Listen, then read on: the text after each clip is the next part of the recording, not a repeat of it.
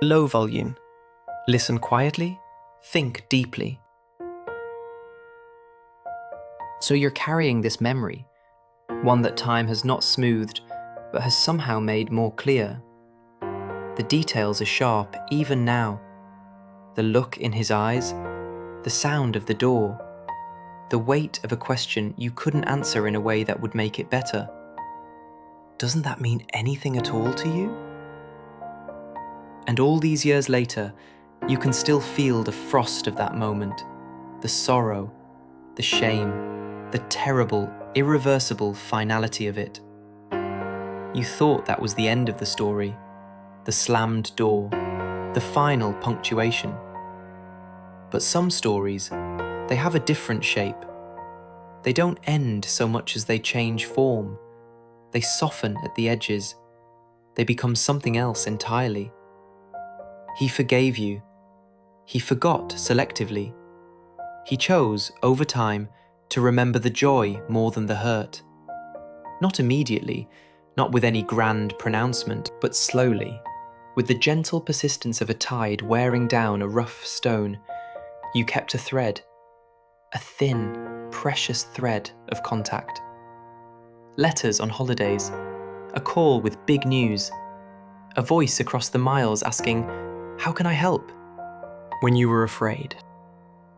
It wasn't the relationship you had, it was something quieter, a friendship built in the space after the storm, a testament not to what was lost, but to what was valued enough to preserve in a new way.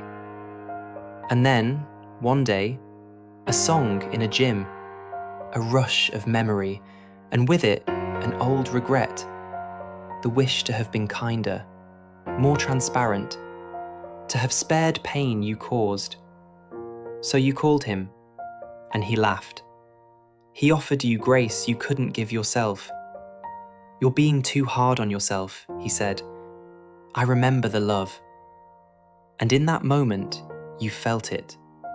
The final release of a burden you didn't even know you were still carrying. His forgiveness had been there for years, it seems, waiting for you to catch up, to forgive yourself. Letting go, it isn't about pretending it didn't hurt.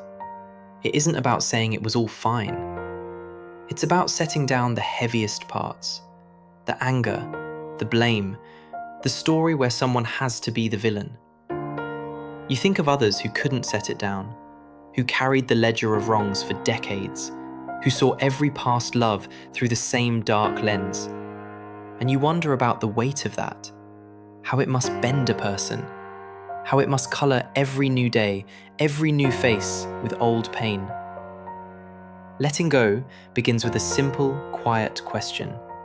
Not who was right, but what did I learn? What did I learn about my own heart? What did I learn about what I truly needed, not what I was supposed to want? What did I learn about how to love and how to let go with kindness? You look back and you see the patterns, the dreams you inherited that weren't yours, the urge to rescue, the hope that love would fix something broken. You see how you clung to those patterns even when they led to the same ache. Letting go is seeing those patterns and gently setting them down, saying, "I don't need to carry this anymore." It is making room for a different kind of love, for a quieter joy, for a life built around what feels right for you, not what looks right to anyone else. And then, 1 year, the letter doesn't come. The space where his voice should be is just silence.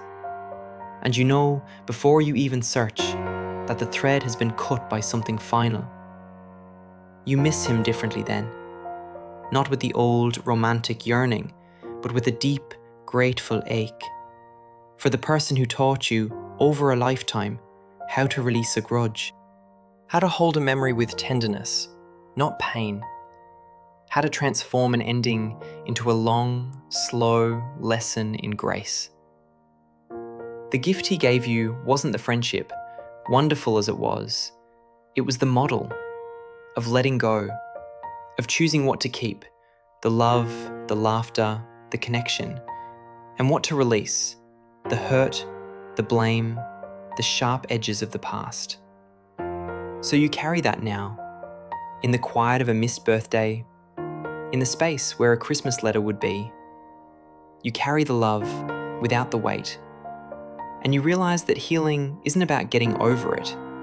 It's about weaving the experience, the person, the love, and even the pain into the fabric of who you are, so that it's no longer a separate, sharp thing. It's just part of the pattern, part of the warmth. The door that slammed shut all those years ago, it wasn't the final word. The final word was the gentle, generous grace that followed. A grace that stretched over decades. A grace that sits with you now, in the quiet.